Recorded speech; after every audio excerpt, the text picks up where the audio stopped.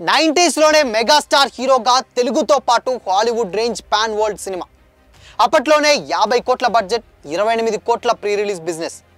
చిరు Hollywood ఎంట్రీకి అంతా సిద్ధం. ఇంతకీ ఆ సినిమా ఏమైంది తెలుసుకుందాం.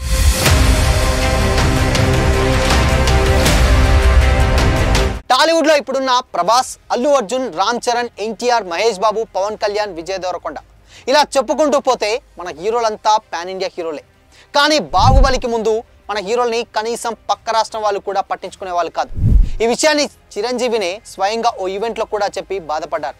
బట్ ఇప్పుడున్న హీరోల కంటే ముందే మన మెగాస్టార్ చిరంజీవి పాన్ ఇండియా కాదు, ఓ భారీ రేంజ్ పాన్ వరల్డ్ మూవీలో హీరోగా చేశాడంటే నమ్ముతారా?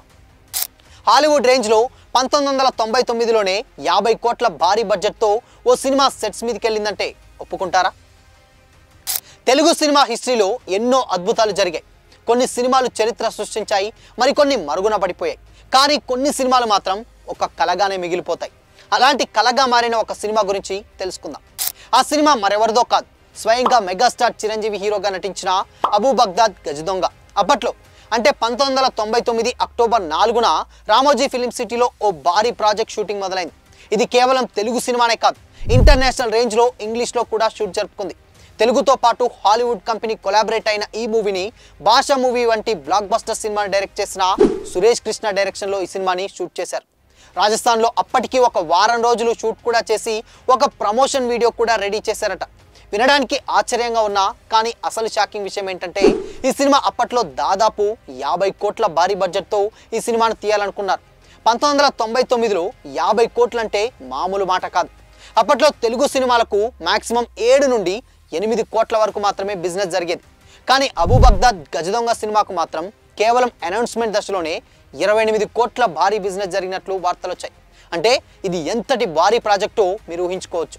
Megastar range, making value, global appeal అన్నీ కలిసి ఈ సినిమాపై ఎక్స్పెక్టేషన్స్ ఓ రేంజ్లో పెరిగిపోయాయి. అయితే ఇంత భారీ అంచనాల మధ్య స్టార్ట్ అయిన ఈ సినిమా చివరికి ఎందుకు రిలీజ్ కాలేదు అని డౌట్ రావచ్చు. దీనికి ఒక మెయిన్ రీజన్ కూడా ఉంది. సినిమాలోని కొన్ని సీన్స్ ఖురాన్ మత గ్రంథాన్ని కించపరిచేలా ఉన్నాయని ఆరోపణలు వచ్చాయి. ఈ ఆరోపణలు ఎక్కువ అవడంతో నిర్మాతలు ఈ సినిమాని మధ్యలోనే ఆపేయక తప్పలేదు. అయితే ఈ సినిమాలో ఇస్లాం మతస్థులు ఎంతో పవిత్రంగా భావించే ఖురాన్ పాతబడిందిగా చూపించాల్సి వచ్చిందట. దానికి మేకర్స్ ఆ గ్రంథంపై టీ పోసి అలా పాతగా మార్చడంపై అప్పట్లో పెద్ద వివాదం జరిగిందట. దాంతో షూటింగ్ని అడ్డుకొని మేకర్స్పై కేసు కూడా పెట్టారట.